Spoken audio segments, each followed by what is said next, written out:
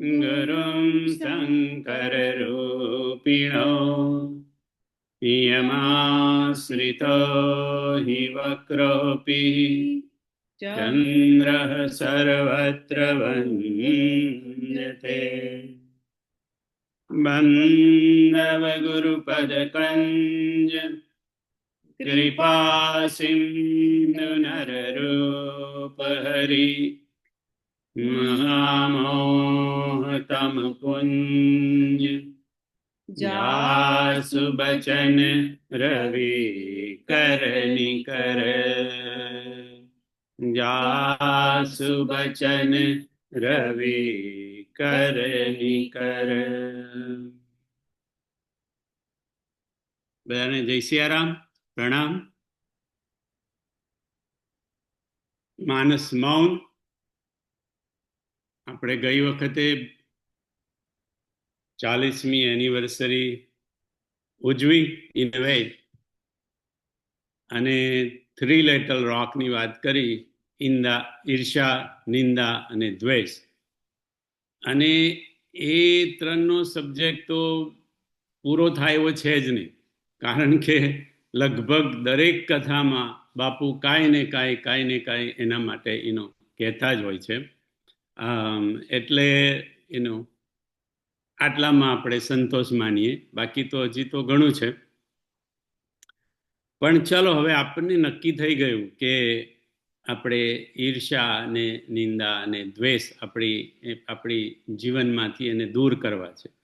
તો આપણે ગઈ વખતે વાત થઈ કે ભાઈ શરૂઆત ક્યાંથી કરશું, તો કે આપણે નિંદાથી કરશું, કારણ કે નિંદા કર્મેન્દ્રિયમાં, નિંદામાં કર્મેન્દ્રિય પણ આવે, એટલે કર્મેન્દ્રિયને બંધ કરી શકાય. જ્ઞાનેન્દ્રિયોને ઈર્ષા અને દ્વેષ તો જ્ઞાનેન્દ્રિયો દ્વારા પ્રવેશ કરે છે, પણ નિંદા મોઢાથી બહાર નીકળે, એટલે નિંદાની આપણે થોડો પ્રયત્ન કરી શકીએ. પણ સંતોએ એના જુદા જુદા ઉપાય બતાવ્યા છે કે ભાઈ નિંદા આપણે ને કાઢવી હોય તો શું કરવાનું, ઈર્ષા જીવનમાંથી કાઢવી હોય તો શું કરવાનું, દ્વેષ કાઢવો હોય તો શું કરવાનું. અને બાપુએ હમણાં છેલ્લી કથામાં એક બીજો ઉપાય પણ બતાવ્યો, સહેલો ઉપાય, જે આપણે ચર્ચા થઈ કે ભાઈ તમે પ્રેમ કરો એટલે ઓટોમેટિક 3 વસ્તુ જતી રહે. તો આપણે નક્કી કર્યું કે ચાલો આ 3 વસ્તુ આપણા જીવનમાંથી કાઢવી છે. તો બાપુએ કીધું કે 3 વસ્તુ પકડો તો આ 3 વસ્તુ ઇઝીલી જતી રહે. 3 વસ્તુ આપણે પકડીએ તો આ 3 વસ્તુ આપણા જીવનમાંથી ઇઝીલી નીકળી જાય. તો પકડવાનું કયું? 3 વસ્તુ છોડવાની તો આપણે કીધું, ઈર્ષા, નિંદા અને દ્વેષ. અને 3 વસ્તુ પકડો તો 3 વસ્તુ જતી રહે. અને આ 3 પકડવાની વસ્તુમાં સૌથી પહેલું, જે બાપુ હમણાંના કેટલા વર્ષોથી દરેક કથામાં કહેતા હોય છે કે પકડવા જેવું કંઈ હોય તો કથા પકડો. બધું જ છોડજો, પણ કથા છોડશો નહીં, સત્સંગ છોડશો નહીં. કેમ? કારણ કે કથા ને સત્સંગ વગર તો આપણને ખબર પણ ન પડે કે આપણામાં કેટલી ઈર્ષા છે, આપણામાં કેટલો દ્વેષ છે, આપણે કેટલી નિંદા કરીએ છીએ. આ તો બધું સત્સંગમાં ને કથા દ્વારા આપણને ખબર પડે તો ખબર પડે કે ભાઈ આ કેટલું બધું આપણે કરીએ છીએ. કારણ કે આપણને તો ખબર પડતી નથી કે આપણે કોઈની નિંદા કરીએ છીએ, આપણે તો વાતો કરતા હોય એવું લાગે. તો બાપુએ કીધું કે પકડવા જેવું હોય તો સૌથી પહેલું કથા પકડજો. બધું છોડજો પણ કથા છોડશો નહીં. બીજું, હરિનામ પકડજો. પહેલું પકડવા જેવું કથા. બીજું, નંબર 2, હરિનામ. લાખ દુઃખો કી એક દવા, એટલે હરિનામ. એક તમે કોઈ પણ જે નામમાં આપણી રુચિ હોય એ નામ તમે લેવા માંડો. હરિનું નામ તમને ધીરે ધીરે ધીરે ધીરે બધામાંથી મુક્ત કરશે. વાર ઘણી લાગશે, આ બહુ લાંબો રસ્તો છે, પણ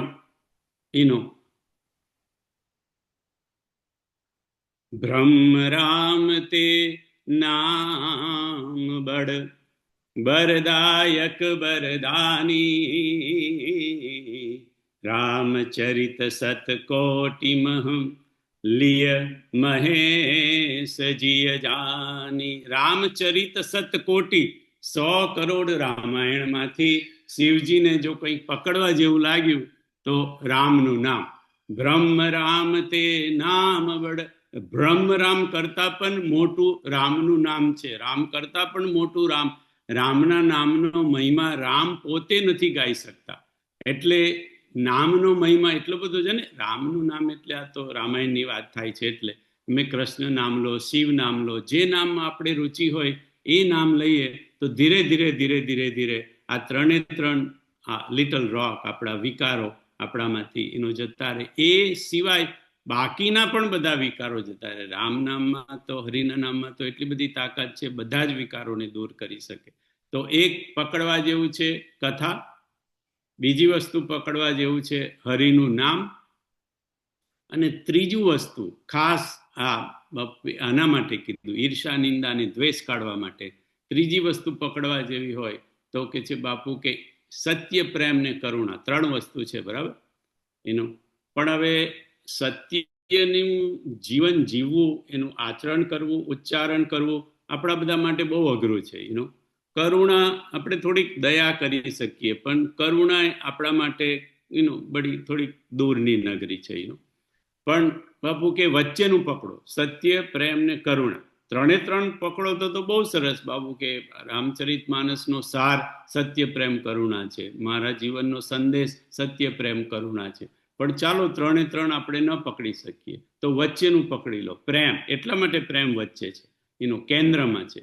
અને બાપુ કે પ્રેમ પકડી લો તો ઈર્ષા, નિંદા ને દ્વેષ તમારા જીવનમાંથી જતું રહે. આપણે ગઈ વખત વાત થઈ એવું. કારણ કે જેને આપણે પ્રેમ કરીએ એની ઈર્ષા ન કરી શકીએ, જેને પ્રેમ કરીએ એની નિંદા ન કરી શકીએ, અને જેને પ્રેમ કરીએ એની દ્વેષ ન કરી શકીએ. તો જીવનમાં સૌથી નકામી વસ્તુ હોય તો ઈર્ષા, દ્વેષ ને નિંદા.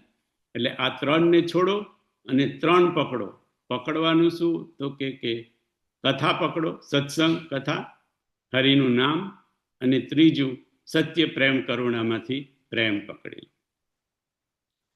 બીજું એક વસ્તુ બાપુએ એક કથામાં કહ્યું હતું, માનસ નૈમિષારણ્યમાં, કે જો તમારાથી થઈ શકે તો આટલી વસ્તુ તમે રોજ કરો. આમ તો 5 ગણાવી બાપુએ, પણ આપણે એને 3માં પણ ગણી શકીએ, કારણ કે 2 તો સરખી છે. એટલા માટે તો કે રોજ જો તમારાથી થઈ શકે તો આ 5 વસ્તુ કરવાનો પ્રયત્ન કરો.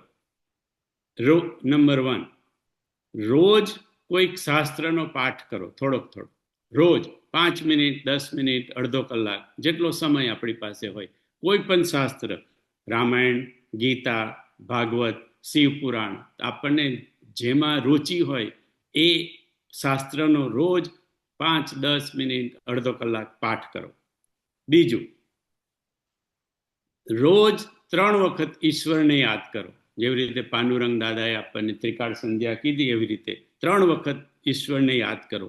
સવારે ઉઠતામાં કરાગ્રે વસતે લક્ષ્મી, કરમૂલે સરસ્વતી, કરમધ્યે તુ ગોવિંદમ, પ્રભાતે કર દર્શનમ. સવારના પરમાં ઉઠીને ઈશ્વરને યાદ કરો. ભોજન કરતી વખતે ઈશ્વરને યાદ કરો. તુમ હી નિવેદિત ભોજન કરહી, પ્રભુ પ્રસાદ પટ ભૂષણ ધરહી. બસ. અથવા તો ખાલી ઈશ્વરને યાદ કરીને તમારાથી આખી ચોપાઈ ન ગાવી હોય તો યજ્ઞ શિષ્ટાસન તો બહુ લાંબુ થઈ જાય. પણ ખાલી ઈશ્વરને યાદ કરીને બાપુ એને ગાઈ શકો તો બહુ સારું. ત્રિકાળ સંધ્યા દાદાએ ઘરે ઘરે બધાને શીખવાડી દીધી છે. તો એક, સવારે ઉઠતામાં ઈશ્વરને યાદ કરો, જમતી વખતે ઈશ્વરને યાદ કરો, અને રાત્રે સૂતી વખતે 3 વખતે ઈશ્વરને યાદ કરો. ત્રીજી વસ્તુ બાપુએ કીધું કે જો તમારે સદગુરુ હોય તો તમે રોજ સદગુરુને યાદ કરો. અને આ ઈશ્વરને યાદ કરવા માટે તો ત્રિકાળ સંધ્યા પાંડુરંગ દાદાએ કીધી. બાપુએ કીધું સદગુરુને યાદ કરવા માટે કોઈ સમય નહીં, જ્યારે તમને એવું લાગે મનમાં આવે એટલે એને સદગુરુને તમે યાદ કરી લો. પણ રોજ સદગુરુને યાદ કરો. સદગુરુની કોઈ ચીજ હોય તો એને તમે એનો તમે નજર સમક્ષ રાખી અને એનું પૂજન કરો, એનું સેવન કરો. પાદુકા હોય તો સવાલ જ નથી, પણ બીજી કોઈ પણ વસ્તુ હોય તો એમ કે એનું દર્શન કરતા કરતા બુદ્ધ પુરુષને, સદગુરુને યાદ કરો. ચોથું કહ્યું કે રોજ 5 મિનિટ એકાંત સેવન કરો. રોજ 5 મિનિટ, વધારે થઈ શકે તો વધારે સારું, પણ 5 મિનિટ રોજ એકલા બેસો. શંકરાચાર્ય કીધું એકાંતે સુખ માસ્યતા. 5 મિનિટ એકલા બેસો. અને છઠ્ઠું, પાંચમું, કે રોજ થોડુંક મૌન પાડો. અડધો કલાક, કલાક, જેટલું તમારાથી બની શકે, 10 મિનિટ, 15 મિનિટ, રોજ થોડું થોડું એમ કે તમે મૌન પાડો. અને મૌન ન પાડી શકો તો વાદ વિવાદથી દૂર રહો. મૌન ન કરી શકો તો વાદ વિવાદથી દૂર રહો. એટલે આ 5 વસ્તુ માનસ નૈમિષારણ્યમાં નિયમમાં કહી હતી. અને બાપુએ કીધું આ 5 કરી શકાય એવું છે. શાસ્ત્રનો તમારે 5-10 મિનિટ પાઠ કરવો હોય, અડધો કલાક પાઠ કરવો હોય, બાપુ કહેતા કે દાદા મને રોજ 5 ચોપાઈઓ સમજાવતા. હવે તો સમજાવતા તો બહુ વાર લાગતી હશે, પણ કદાચ આપણને બહુ સમય ના હોય તો રોજ 5 ચોપાઈઓનો, 5 દોહાનો પાઠ કરવાનો. એટલો સમય તો આપણને મળે. ગીતાનો 1-2 અધ્યાયનો પાઠ કરવાનો. એટલે રોજ શાસ્ત્રનો પાઠ થઈ શકે. ઈશ્વરને 3 ટાઈમ યાદ કરવા માટે ત્રિકાળ સંધ્યામાં કઈ બહુ સમય ન જાય, 1 મિનિટ જાય. સદગુરુને યાદ કરવામાં સમય ન જાય.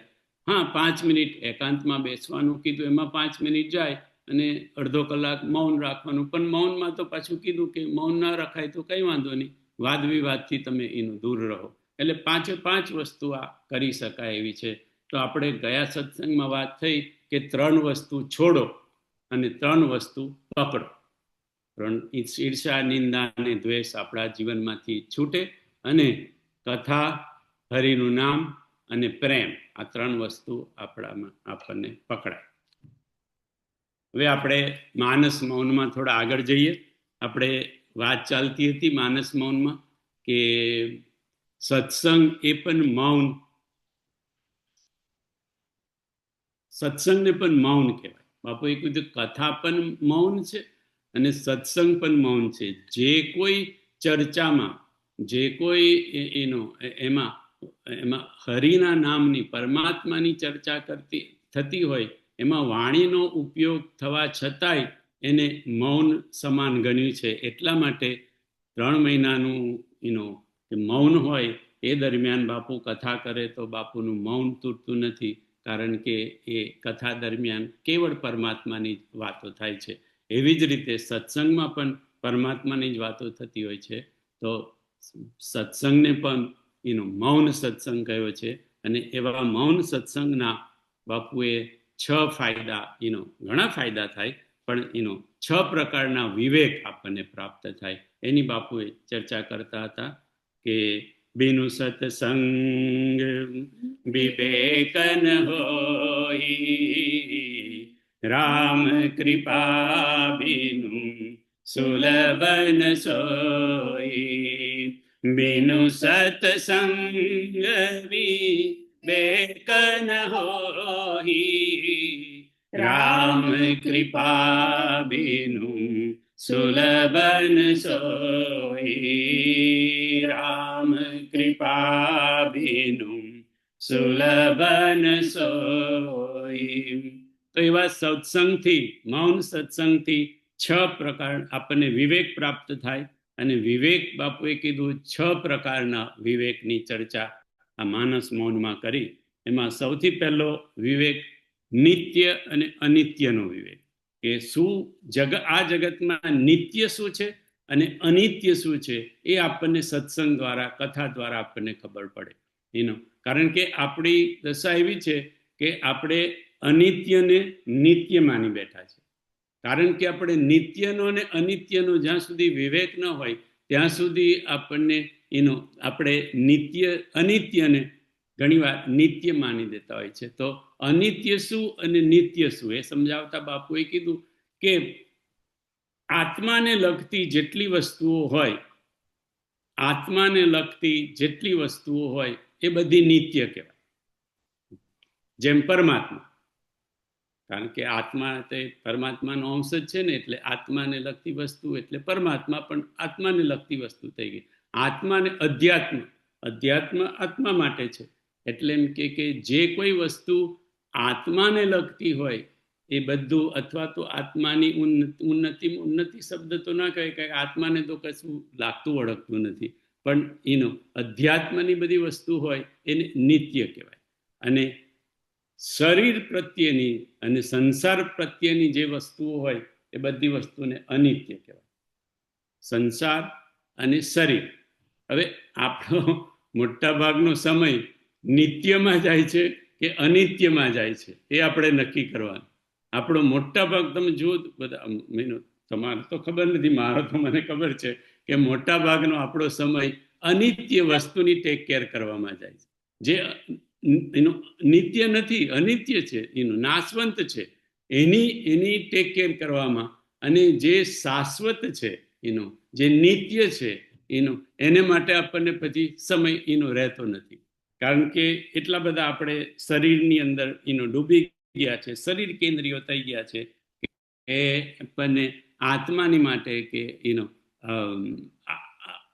સંતો આપણને શાસ્ત્રો દ્વારા, કથા દ્વારા, સત્સંગ દ્વારા આપણને આ જ સમજાવે છે કે તમે નિત્ય તરફ ધ્યાન રાખો. એનું અનિત્યની ટેક કેર તો કરવી પડે, સમાજની, શરીરની, પણ એમ કે એટલો વિવેક તો હોવો જોઈએ ને કે આ બધું અનિત્ય છે. એનું હું પ્રયત્ન કરવાનો હોય તો હું નિત્ય માટે પ્રયત્ન કરું, આત્માના માટે પ્રયત્ન કરું, એનું શરીરને માટે એનું નહીં. તો આ વિવેક આપણને સત્સંગ દ્વારા પ્રાપ્ત થાય. બીજો વિવેક, સત્ય અને અસત્યનો વિવેક. કયું જગતમાં શું સત્ય છે અને શું અસત્ય છે એનો વિવેક આપણને સત્સંગથી એનો આપણને મળે. ઉમા કહું મેં અનુભવ આપના, સત હરિ ભજન જગત સબ સપના. ઉમા કહું અનુભવ આપના, સત હરિ ભજન જગત સબ સપના. સત હરિ ભજન જગત સબ સપના. બાપુએ એક કથામાં કહ્યું હતું કે જ્યારે કોઈ બુદ્ધ પુરુષ, જ્યારે કોઈ મહાપુરુષ આપણને એવું કહે ને કે હું મારો અનુભવ તમને કહું છું, તો તમે એકદમ સતર્ક થઈ જજો. જ્યારે પણ કોઈ મહાપુરુષ, બુદ્ધ પુરુષ તમને કે હું તમને મારા અનુભવની વાત કરું છું, અને અનુભવની જ્યારે વાત આવે ત્યારે સતર્ક થઈ જજો. કારણ કે કોઈ બહુ જ ઇમ્પોર્ટન્ટ વસ્તુ એ મહાપુરુષ આપણને પીરસવા માંગે છે, કહેવા માંગે છે. અને પોતાનો અનુભવ આપણને કેમ કે, કોઈ મોટા પુરુષ, બુદ્ધ પુરુષ કેમ કે, એનું એક જ કારણ, કરુણા અને કરુણા સિવાય આ શક્ય નથી. બુદ્ધ પુરુષને પોતાના અનુભવ આપણા જેવાને કહેવાની શી જરૂર? અહીંયા તો કેટલા મોટા પુરુષ, શિવજી કહે છે, આ ઉમા કહું મેં અનુભવ આપના, સત હરિ ભજન જગત સબ સપના. હવે શિવજી આપણને કીધું એને ઉમા દ્વારા, પાર્વતી દ્વારા, કે ઉમા હું મારો અનુભવ કહું છું, સાંભળ. સત હરિભજન, હરિભજન જ સત્ય છે આ જગતમાં. જગત સબ સપન, જગત એ સપનું છે. હવે કેટલા જણને આપણામાંથી લાગે છે, ઇન્ક્લુડિંગ મી, કે આ જગત સપનું છે? કારણ કે આપણે તો સાચું માનીને જ બધું કરીએ છીએ. આપણે તો આ સપનું છે એવો મગજમાં વિચાર પણ નથી. કારણ કે આ તો બધું સત્ય. સપનું તો આપણે એને કહીએ કે જે આપણે સૂઈ જઈએ અને પછી જે આવે તે. હવે એને તો શું કહેવું? એ તો સપનામાં સપનું પાછું. એ જે રાત્રે આવે આપણને એ તો સપનાનું સપનું પાછું. કારણ કે શિવજી જ્યારે કહેતા હોય કે હા, વેદાંતી પુરુષે થોડું જુદું કીધું. વેદાંતી પુરુષો શંકરાચાર્ય ને એવું બધું, પણ બાપુ કે એ લોકો તો કહી શકે, કારણ કે એમને એમનો અનુભવ કીધો, એમને એમની રીતે જે જોયું. પણ એ તો બુદ્ધ પુરુષ છે, મહાપુરુષ છે, વેદાંતિઓ છે, શંકરાચાર્ય છે, એ કહી શકે કે એનું બ્રહ્મ સત્ય, જગત મિથ્યા. હવે બ્રહ્મ સત્ય તો શંકરાચાર્યએ કીધું અને વેદાંતિઓએ કીધું અને શિવજીએ કીધું એનું. પણ જગતનું આવ્યું ત્યાં થોડુંક જુદું પડ્યું એનું. જગતને એનું શિવજીએ સપનું કીધું, શંકરાચાર્ય મિથ્યા કીધું. કારણ કે શંકરાચાર્ય માટે બાપુ કે મિથ્યા હશે, અને વિનોબાજીએ કીધું કે બ્રહ્મ સત્ય અને જગત સ્ફૂર્તિ. એમને સ્ફૂર્તિ, એકે સ્ફૂર્તિ કીધું બાપુ કે એક મહાપુરુષે મિથ્યા કીધું, અને શિવજીએ તો એને એનું સપનું કીધું. પણ ત્રણે ત્રણમાં એક વસ્તુ તો કોમન છે કે સત્ય તો બધાએ ઈશ્વરને જ કીધું, બ્રહ્મને જ કીધું. તો સત્ય શું છે અને અસત્ય શું છે એનો વિવેક આપણને કથા દ્વારા અને સત્સંગ એનો દ્વારા પ્રાપ્ત થાય. હવે સ્ફૂર્તિ સાચું છે કે મિથ્યા સાચું છે કે સપનું સાચું છે, એ તો આપણે પોતપોતાના અનુભવથી એનું નક્કી કરવાનું. પણ એનો શિવજી તો શિવજી છે, એનો ત્રિભુવન ગુરુ છે, અને શિવજી જેવું જ આવું જ કાંઈ બાપુ કે રામચરિત માનસમાં એનું લક્ષ્મણજી પણ બોલ્યા છે, જે એનું સાધકના એનું ગુરુ છે, આચાર્ય છે, સાધક જીવના, આપણા સિદ્ધ જીવના, વિષયી સાધક સિદ્ધ સયાને ત્રિવિધ જીવ જગ બેદ બખાને. વિષયી સાધક સિદ્ધ સયાને ત્રિવિધ જીવ જગ બેદ બખાને. વેદોએ કીધું કે જગતમાં 3 પ્રકારના જીવ છે. એક વિષય જીવ, વિષય એટલે આપણા જેવા, જે વિષયોમાં ખાવા પીવા લહેર કરવામાં મજામાં ડૂબેલા હોય, એ વિષય. સાધક એટલે આપણે થોડા સાધકમાં આવી જઈએ. આ સત્સંગ કરવા બેસીએ, કથા સાંભળવા બેસીએ, ભગવાનના જાપ કરીએ, એનો થોડી માળા કરીએ, પૂજા પાઠ કરીએ, એ બધી આપણી સાધના કહેવાય. એટલે થોડા ઘણા આપણે સાધક પણ છીએ. સિદ્ધ તો બડી દૂર નગરી.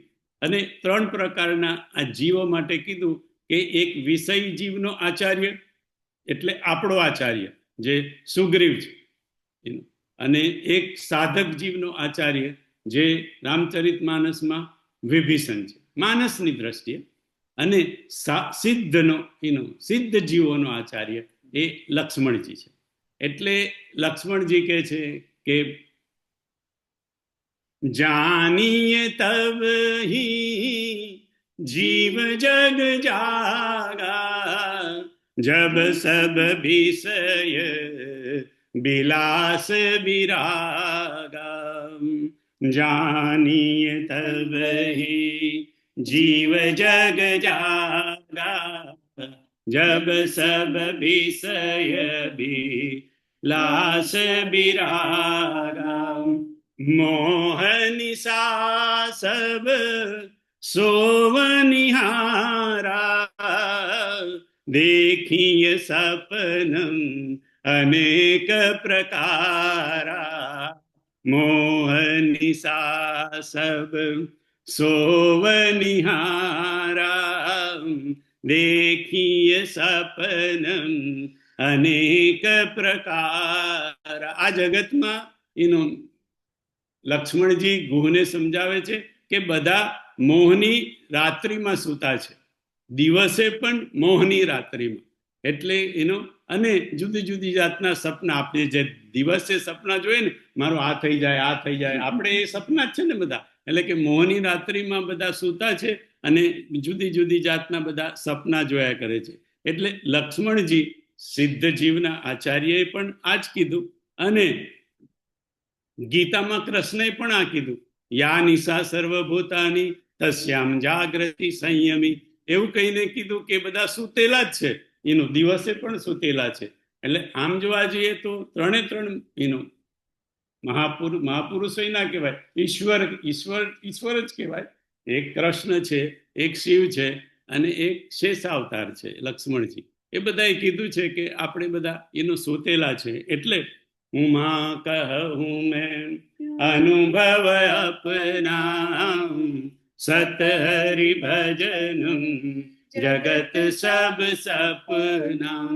એટલે શિવજીએ કહ્યું, લક્ષ્મણજીએ કહ્યું, કૃષ્ણએ કહ્યું, પણ છતાંય આપણને જગત એ સપનું લાગતું નથી. અને મને એવું લાગે છે કદાચ લાગવાનું પણ નથી આપણને. પણ છતાંય જો કદાચ જો ક્યારેય જો સમજણ પડે આપણને, આ જન્મમાં નહીં તો આવતા જન્મે ને, અથવા તો જન્મ જન્મ મુનિ જતન કરાહી, અંતરામ કહી આવત નાહી. જો કદાચ આવશે આપણા હૃદયમાં રામ જન્મશે એનો, તો આ સત્સંગથી જ જન્મશે બાપુ કે. એટલે જ્યાં સુધી ન સમજણ પડ્યા ત્યાં સુધી આપણે સત્સંગ ને કથા ચાલુ રાખવાની. ક્યારેક તો આપણનામાં આ વિવેક આવશે કે સત્ય શું છે અને અસત્ય શું છે એનો. પણ એક તો ખરું, એ તો આપણે અત્યારે સ્વીકારીએ છીએ કે બ્રહ્મ સત્ય છે, ઈશ્વર સત્ય છે. ईश्वर सत्य है, सत्य ही शिव है, शिव ही सुंदर है, सत्यम शिवम सुंदरम, સત્યમ શિવમ સુંદરમ. એટલે ઈશ્વર સત્ય છે. એમાં તો આપણને ઈશ્વર નહીં, ઈશ્વરનું નામ પણ રામ નામ સત્ય હૈ. આપણે બોલીએ છીએ ને છેલ્લે તો રામ નામ સત્ય હૈ, રામ નામ સત્ય હૈ. એટલે ઈશ્વર સત્ય છે, રામ નામ હરિનામ સત્ય છે, એ તો આપણને ખબર પડી ગઈ છે. પણ આ જગત સપનું છે એ હજી આપણને, એટલે મને તો નથી ખબર પડી. પણ આપણે સત્સંગ કરતા કરતા, કથા સાંભળતા સાંભળતા ક્યારેક તો આપણને ખબર પડશે કે આ જગત એ સપનું છે. બાપુએ કીધું માનસ મૌનમાં, આ જગત સપનું છે. પણ આપણું સપનું, રાતનું વાળું સપનું, એ લગભગ આપણું કલાક કે 2 કલાક ચાલે, કે ઘણી વાર તો બહુ લાંબુ ચાલે ને બાપુ કે તો 8 કલાક ચાલે. ઘણા એવા હોય બાપુ કે જેવા પથારીમાં જાય એટલે સપના શરૂ થઈ જાય અને ઉઠે ત્યાં સુધી ચાલુ જ હોય. એમ કે એનો ઘણાની રીલ એવી હોય. તો એમ કે હવે 8 કલાકની ઊંઘ હોય તો 8 કલાકનું સપનું શક્ય છે. હવે આપણું 80 ને 100 વર્ષનું જીવન છે, એટલે આપણું સપનું પછી 80 કે 100 વર્ષનું હોય. અને સપના બાપુ કે કોઈક વાર સારા આવે, ઘણી વાર સારા આવે, અને ઘણી વાર વાઘ પાછળ પડે. આપણા સપનામાં એવું હોય છે ને, ઘણી વાર સપના બહુ સરસ આવે એનું કે આપણે ત્યાં કોઈ મહાપુરુષ આવે, સંત આવે, બાપુ આવે, અને ક્યારેક વાઘય આવે આપણા સપનાની અંદર. તો બાપુ કે ક્યારેક આપણા જીવનમાં આ જગતના સપનામાં 80 કે 100 વર્ષના ક્યારેય સુખય આવે અને ક્યારેય બાપુ કે દુઃખય આવે. સારા સપના આવે અને ખરાબ સપના આવે. એવા સારા પ્રસંગો પણ બને અને ખરાબ પ્રસંગો બને. પણ આપણને જ્યારે સમજાય ત્યારે, ક્યારેક તો સમજાશે તો સત્સંગ દ્વારા જ સમજાશે, કથા દ્વારા જ સમજાશે કે આ જગત એ સપનું છે. એટલે એક સત્સંગથી વિવેક પ્રાપ્ત થાય નિત્ય અને અનિત્યનો. બીજો વિવેક પ્રાપ્ત થાય સત્ય અને અસત્યનો. ત્રીજો વિવેક બાપુએ કીધો માનસ મૌનમાં, પૂર્ણ અને અપૂર્ણ. આ જગતમાં પૂર્ણ શું છે અને અપૂર્ણ શું છે. ઉપનિષદની ભાષામાં બાપુ કે બોલીએ તો અલ્પનો વિવેક અને ભૂમાનો વિવેક. ભૂમા એટલે પૂરેપૂરું, પૂર્ણ. ઉપનિષદની ભાષામાં પૂર્ણને ભૂમા કહેવાય અને અપૂર્ણ એનો એ અલ્પ. કહ કબીર મેં પૂરા પાયા, કહ કબીર મેં પૂરા પાયા. પૂરા પાયા એટલે ભૂમા, મેં પૂર્ણ પ્રાપ્ત કરી લીધો, એનો પૂર્ણને મેં પ્રાપ્ત કરી લીધો. જિંદગી, આપણું જીવન એ અલ્પ છે અને પરમાત્મા એ પૂર્ણ છે. અને આપણે અલ્પ દ્વારા, એટલે આપણા જીવન દ્વારા, અલ્પ દ્વારા આપણે પૂર્ણ સુધી જવાનું છે. અપૂર્ણ દ્વારા આપણે પૂર્ણ સુધીની યાત્રા કરવાની છે. આપણે જીવ છીએ અને જીવ એ શિવ સુધીની યાત્રા કરવાની છે. એટલે બાપુ કે છે કે જીવનમાં લહેર કરો, મોજ કરો, આનંદ કરો, પણ આ વિવેક જળવાઈ રહેવો જોઈએ કે આ જીવન જે છે એ અલ્પ છે, અપૂર્ણ છે, અને આપણું લક્ષ્ય જે છે એ જગદીશ છે, શિવ છે, જે પૂર્ણ છે. એટલે અપૂર્ણથી પૂર્ણ તરફ આપણે યાત્રા કરવાની છે. અને સત્સંગ અને કથા એ આપણને આ વિવેક શીખવાડશે કે કેવી રીતે યાત્રા કરવાની, જેનાથી જીવ શિવ સુધીની યાત્રા કરી શકે, અપૂર્ણ એ પૂર્ણ તરફ જઈ શકે. ચોથો વિવેક બાપુએ કીધું જડ અને ચેતનનો વિવેક. આપણને સત્સંગ દ્વારા, કથા દ્વારા ખબર પડે કે જડ શું છે અને ચેતન શું છે. આપણે શું થયું છે કે જડને ચેતન માની બેઠા છે. આપણે જડને ચેતન માની બેઠા છે. કેવી રીતે? આપણું જે શરીર છે એ પંચતત્વનું બનેલું છે, બરાબર? એ તો આપણે બધા જ જાણીએ છીએ, પંચતત્વનું શરીર બનેલું છે, બરાબર? તો એ પંચતત્વ જડ છે કે ચેતન છે? પંચતત્વ જડ છે કે ચેતન છે સુરેશભાઈ? પંચતત્વ જડ છે કે ચેતન છે? ગગન સમીર અનલ જલધરની ઇન કહી નાથ સહજ જડ કરની. આપણે બધા સુંદરકાંડના પાઠ કરીએ છીએ અને સુંદરકાંડમાં જ કહેવાયું છે ગગન સમીર અનલ જલધરની. અને કે છે કોણ પાછો? જડ જ કે છે. સાગર જડ જ કે છે. ગગન સમીર અનલ જલ. અને જળ એટલે કેવો જળ બાપુ કે છે કે જળ, આ જુઓ તમે, આપણી આ દશા છે, એ પોતે તો જળ છે, રાઈટ? ભગવાને 3 દિવસ સુધી પ્રાર્થના કરી. બિનયન માનત જલધિ જડ ગયે 3 દિન બીતી. બોલો, આ જડ જલ્દી ભગવાને 3 વખત 3 દિવસ પ્રાર્થના કરી, તોય સાંભળો નહીં. ભગવાને જયારે ધનુષ્ય ને બાણ હાથમાં લીધું, લક્ષ્મણ બાણ સરાસન હાનું સો વારીધી બિસક કૃષાનું. હે લક્ષ્મણ, તું મને ધનુષ્ય ને બાણ લાય. બાપુ કે છે પણ ધનુષ્ય બાણ ભગવાનની બાજુમાં જ હતા. ભગવાન ત્યાં દર્ભની એની પર બેઠા હતા, એનું શાસન પર, અને એક બાજુ ધનુષ્ય અને એક બાજુ બાણ હતું, તેમનો ભાથો હતો તો એના ખાલી હાથ લાંબો કરીને લઈ જ લેવાની જરૂર હતી. કઈ લક્ષ્મણજી લઈને કઈ દૂર નતા મૂકી આવ્યા. પણ ભગવાનને એવું થયું કે જો આ હું લક્ષ્મણ મને લઈને આપે એટલી વારમાં પણ જો આ જડ સાગર એમ કે સમજી જાય તો મારે આ બાણનો ઉપયોગ કરવો નથી. કારણ કે મારા બાણથી આ બળી તો જાય સમુદ્ર, પણ સમુદ્ર સાથે સાથે બિચારા વગર કામના એમાં જે જંતુઓ છે એ બધા જંતુઓ, માછલી, મગર, સાપ, જે કઈ હોય બધા, કાચબા, એ બધા વગર કામના મરી જાય. ભગવાનને એ પસંદ એ નહોતું. એટલા માટે એમને લક્ષ્મણજી પાસે માગ્યું. પણ એ 3 દિવસ સુધી તો જાગ્યો નહીં. ભગવાને ધનુષ્ય બાણની વાત કરી ત્યારે એ જાગ્યો, અને પછી ભગવાનને કહે છે ગગન સમીર અનલ જડધરની જલધરની ઇન કહી નાથ સહજ જડ કરની. કે આ બધાની જડ કરની હોય એટલે એ ભગવાન, હું પણ જડ થઈને બેસી રહ્યો હતો 3 દિવસ સુધી તમે પ્રાર્થના કરી, કારણ કે હું સહજ સ્વાભાવિક રીતે હું જડ છું. હવે એ જડ 5 વસ્તુમાંથી આપણું શરીર બન્યું, બરાબર? એટલે એ શરીર જડ કહેવાય બાપુ.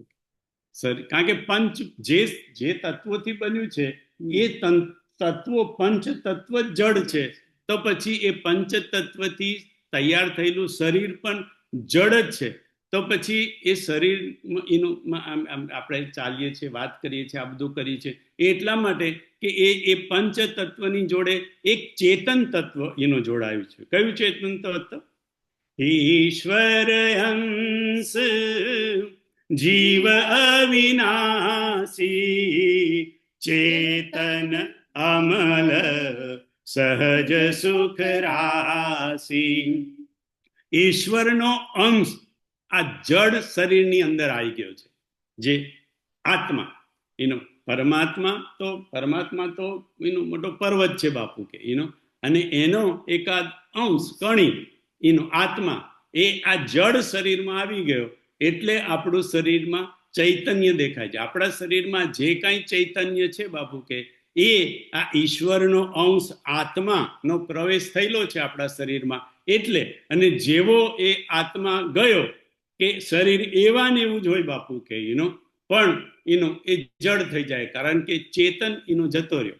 એટલે ઉત્તરકાંડમાં કીધું ઈશ્વર અંશ જીવય વિનાશી ચેતન અમલ સહજ સુખ રાશી સો માયા બસ ભય ગોસાઈ બધ્યો કીર મર કટકી નાઈ જડ ચેતન ગ્રંથિ પરી ગઈ જદપી મૃષાછુ તત કઠિન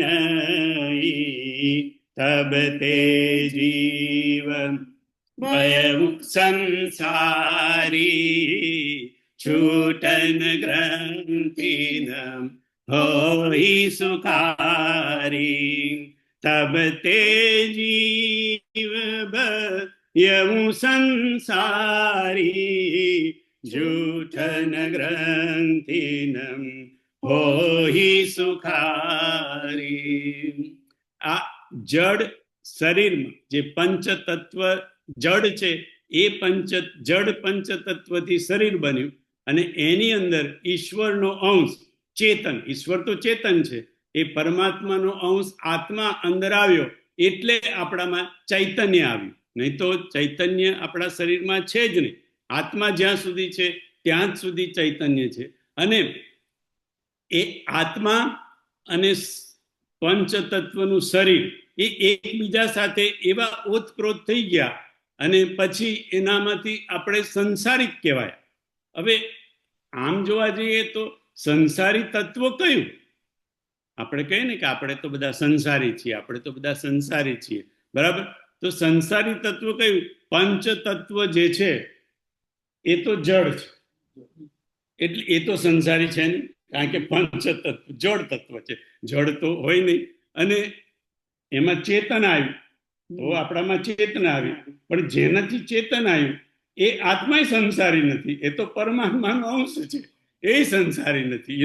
પણ આ બે ભેગા થયા ને, જડ ચેતન ગ્રંથિ પરી ગઈ જદપી મૃષાછુ તત કઠિન. આ ખોટી છે, ગ્રંથિ તો પડી જ નથી. જડ છે અને ચેતન છે, પણ આ જડ અને ચેતન એવા એકબીજા સાથે ભેગા થઈ ગયા છે કે આપણને એ ગાંઠ ફૂલતી જ નથી. અને એ ગાંઠ ખોલવા માટે તો આખો જ્ઞાન દીપકનો પ્રસંગ છે, પણ એ તો બહુ અઘરો છે, મને બહુ આવડતો નથી અને એમાં અત્યારે આપણે જવાય એવું નથી. પણ જડ ચેતન ગ્રંથિ પરી ગઈ જદપી મૃષા એટલે ખોટી છૂટત કઠિન. એટલે તબ તે જીવ ભય સંસારી છૂટન ગ્રંથિ ન હોઈ સુખારી. અને એટલા માટે ને પછી આ ચોપાઈઓ પછી આખો જ્ઞાનદીપનો પ્રસંગ આવે છે કે કેવી રીતે આ ગ્રંથિ છૂટી શકે. પણ એમાંય પછી ઘણા બધા પ્રોબ્લેમ છે, વાંધા છે, અને પાછું ફરીને જીવ વળીને ત્યાં જ આવી જાય છે. આ જડ અને ચેતનનો વિવેક બાપુ કે આપણને કથા દ્વારા આવે સત્સંગ દ્વારા આવે. મેં તમને મને જેટલું સમજો એટલું સમજાવવાનો પ્રયત્ન કર્યો, પણ આ બધું સમજતા બધું વાર લાગે, કારણ કે આ જે વિવેક છે ને, આ વિવેકની ચર્ચા થાય ને, 6 પ્રકારના વિવેક. વિવેક માટે તુલસીદાસજીએ શું કીધું? કહત કઠિન સમુજત કઠિન સાધત કઠિન વિવેક. કહત કઠિન, વિવેકને કહેવામાં, મને કહેવામાં તકલીફ પડે. કહત કઠિન સમજત કઠિન, સમજવામાં કઠિન. કહત કઠિન સમુજત કઠિન સાધત, અને એને સાધવા માટે તો વળી એથી ડિફિકલ્ટ. સાધત કઠિન વિવેક હોઈ ગુનાચર ન્યાય જો પુનિ પ્રત્યુહ અનેક. અને જો ગુનાચર ન્યાયનો કીધું કે ગુણ એટલે કે કીડો એટલે કે આપણે પેલી ઝાડ થાય ને, કરોડિયો કરે ને, અને જાડિયા કરે, એવી રીતે એમ કે જાડિયા કરી, એમ કે જાડા કરવા જાય, પછી એ પોતે પોતાના જાડામાં પોતે જ ફસાઈ જાય. એટલે આ બધું વિવેક માટે બધું સમજાવવાનું આ ગુનાચર ન્યાય જેવું છે. કહત કઠિન સમજત કઠિન સાધત કઠિન વિવેક હોઈ ગુનાચર ન્યાય જો કદાચ થઈ જાય તો પુનિ પ્રત્યુહ અનેક. પણ છતાંય આ જડ અને ચેતનનો વિવેક આપણામાં આવશે કદાચ, તો પણ કથા અને સત્સંગ દ્વારા જ આવશે. ચોથો વિવેક, સુખ અને દુઃખનો વિવેક. સત્સંગ દ્વારા આપણને સુખ શું છે અને દુઃખ શું છે એનો વિવેક આપણને ધીરે ધીરે સમજાય. આમ તો આપણે સુખ ને દુઃખનો આપણે અનુભવ કરી શકીએ છીએ, પણ સુખ ને દુઃખનું જ્ઞાન, સુખ ને દુઃખનું વિજ્ઞાન એ આપણને જો સમજાઈ જાય તો આપણને દુઃખ અને સુખ ધીરે ધીરે સરખા લાગવા મળે.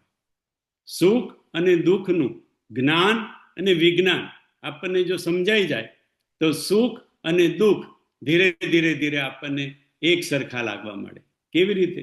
કે સત્સંગ દ્વારા આપણને જો વિવેક પ્રાપ્ત થાય તો, કથા દ્વારા પ્રાપ્ત થાય તો, જે લોકોને કથા સત્સંગ દ્વારા કે કોઈ પણ રીતે જે લોકોને આ જ્ઞાન થઈ ગયું, એ લોકોએ પછી ગાઈ શક્યા, એ લોકો કહી શક્યા, સુખ દુઃખ મન માન આનીએ ઘટ સાથે રે ઘડિયા ટાળ્યા તે કોઈ ના નવ ટડે રઘુનાથના જડિયા સુખ દુઃખ મનમાં નાનીએ.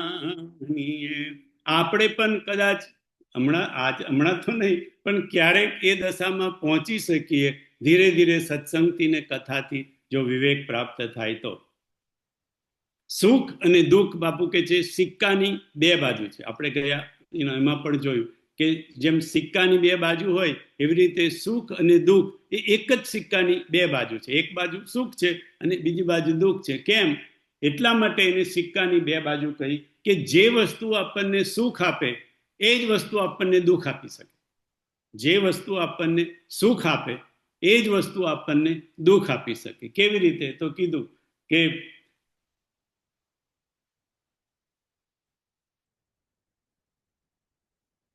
એક સંત આપણે ત્યાં આવે, સંતની પધરામણી થાય તો આપણને સુખ થાય, અને એ કલાક પછી, 2 કલાક પછી, કે ચાલો થોડાક દિવસ પછી એ સંત આપણે ત્યાંથી વિદાય થાય તો આપણને દુઃખ થાય. તો હવે સવાલ એ થાય કે સંત સુખ આપે કે સંત દુઃખ આપે?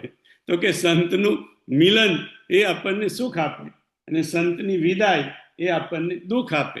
પણ એનો મતલબ તો એ થાય કે સંત સુખ પણ આપે અને સંત આપણને દુઃખ પણ આપે. જે વસ્તુ આપણને સુખ આપે એ જ વસ્તુ આપણને દુઃખ આપી શકે.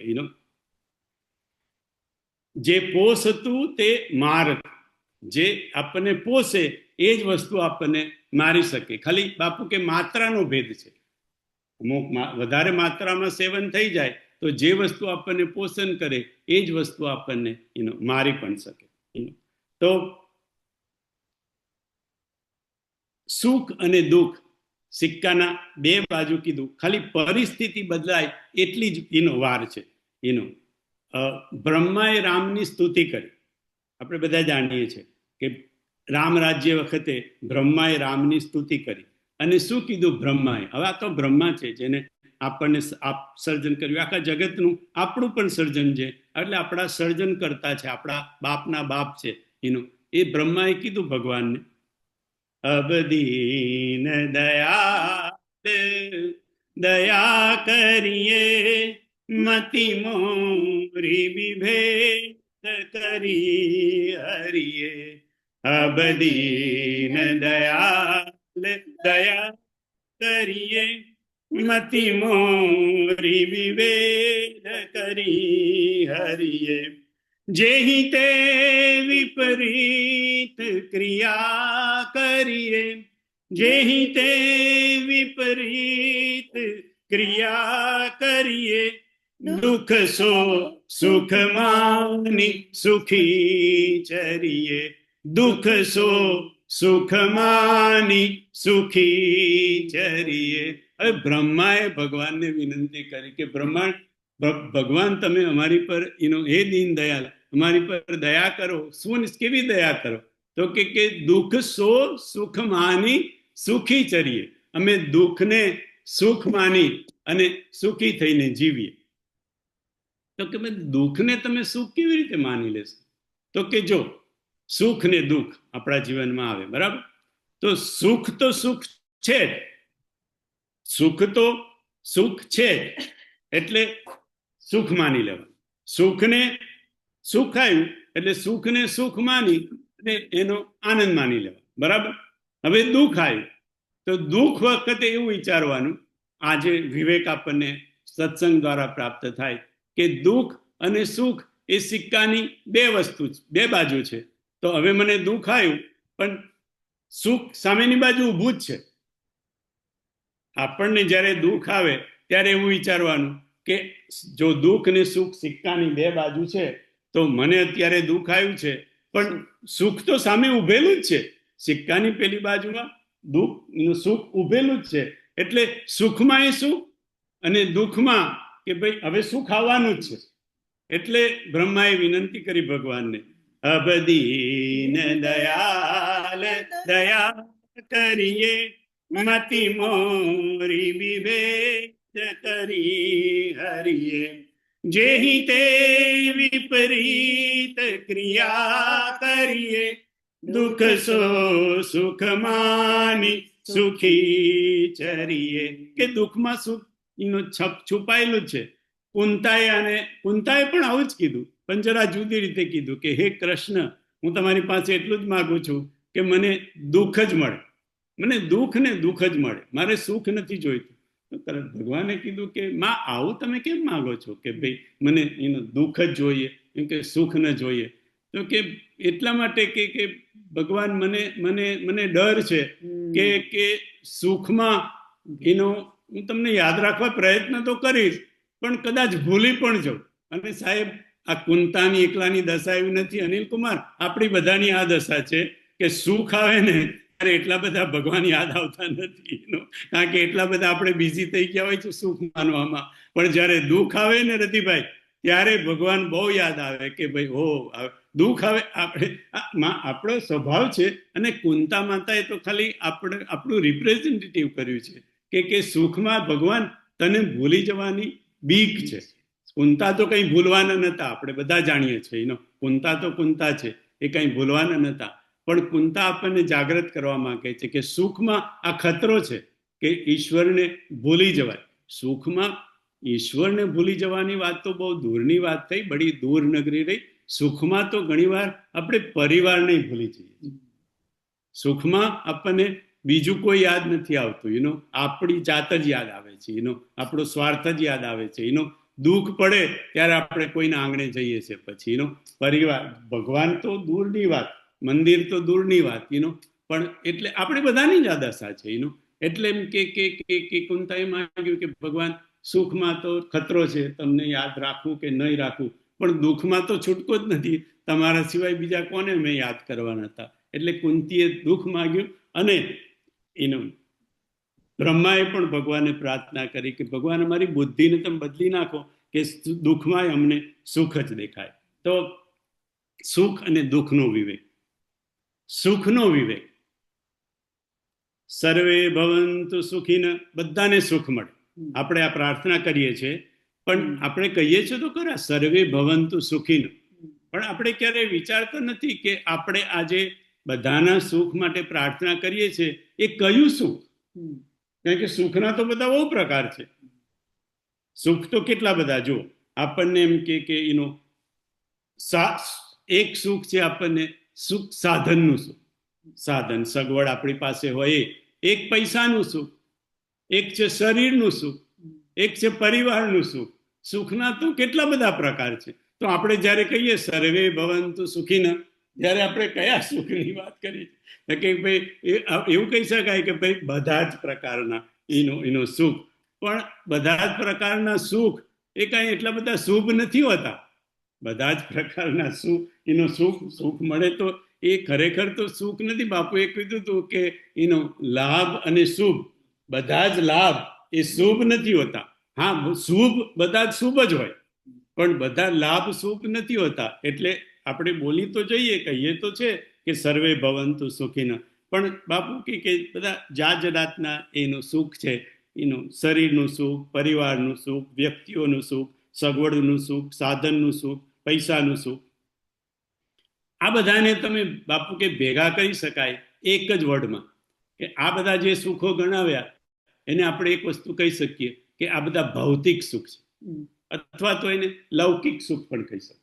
અને બીજું એક સુખ છે આધ્યાત્મિક સુખ, અલૌકિક સુખ. એટલે એક ભૌતિક સુખ અને બીજું આધ્યાત્મિક. અથવા તો બાપુએ કીધું આધ્યાત્મિક સુખને તુલસીદાસજીએ નિજ સુખ કીધું છે. નિજ સુખ બિનુ મન હોહી કી થીરા, પરસ કી હોહી બિહીન સમીરા. નિજ સુખ એટલે આધ્યાત્મિક સુખ, જેને સ્વાંત સુખ પણ આપણે કહી શકીએ. નિજ સુખ, સ્વાંત સુખ અથવા તો આધ્યાત્મિક સુખ. બાકીનું તો બધું ઠીક છે, સુખ છે, સગવડ છે, સુવિધા છે, ભોગ છે.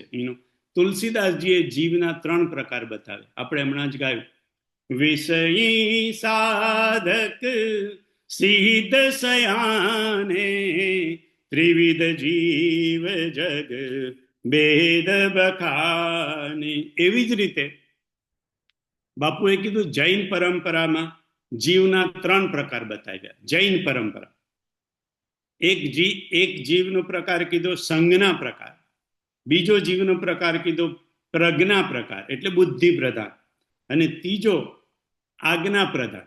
આ 3 પ્રકારના જીવોની ચર્ચા જૈન પરંપરાએ કહી. એક છે સંજ્ઞા પ્રધાન, બીજો પ્રજ્ઞા પ્રધાન, અથવા તો એને બાપુ કે તમે બુદ્ધિ પ્રધાન પણ કહી શકો, અને ત્રીજો છે આજ્ઞા પ્રધાન.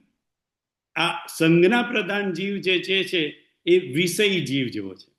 કે સંજ્ઞા એટલે કોઈ પણ વસ્તુ, કોઈ પણ સગવડ, કોઈ પણ સાધન, કોઈ પણ સુવિધા જેની પાછળ જીવ ગાંડાની જેમ દોટ મૂકે. અને પછી શરીરનું જે કંઈ થવાનું હોય તો થાય. શરીર તૂટી જાય તો તૂટી જાય, પણ એમ કે આપણને સુખ જોઈએ, આપણને સગવડ જોઈએ, આપણને સાધન જોઈએ. જેવી રીતે એમ કે બાપુએ દાખલો આપ્યો કે રોડ પરથી કોઈ ટ્રક પસાર થાય, ગોળ ભરે, ગોળને ભરીને કોઈ ટ્રક પસાર થતો હોય, એમાંથી ગોળના 2-4 ગાંગડા રોડ પર પડી જાય. અને જેવા ગાંગડા પડી જાય કે થોડીક જ વારમાં કીડીઓ ને મકોડા દોડે એને ખાવા. હવે તો રોડ પર પડ્યો છે એટલે હવે વાહનો તો ચાલુ હોય એની પર, એટલે કે કેટલી વારમાં ટ્રકય બીજો આવે ને ગાડીઓ આવે ને સ્કૂટરો આવે, અને એ કીડીઓ ને મકોડા કચડાઈ પણ જાય, પણ એ કચડાવાની ચિંતા કર્યા વગર કે પરવા કર્યા વગર ગોળ જોયો એટલે દોડ્યા. એમ કે એવી રીતે સંજ્ઞા પ્રધાન વિષય જીવો કે સુખ કે સગવડ જોયું કે એની પાછળ દોડ્યા.